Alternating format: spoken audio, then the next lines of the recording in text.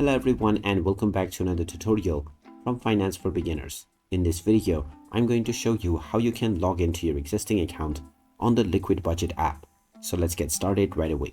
First of all, open up the LiquidBudget application on your device, and once you are taken into the homepage, you will directly see the login section. If you don't have an account, you can tap on the sign up button, and in order to log in, just enter your credentials. After entering your email address that you registered with, type in your account password within the password box, and now just tap on the login button. In case you have forgotten your password, you will see the reset options after trying to log in using an incorrect one. Then you can use this menu to reset your credentials. So there you have it.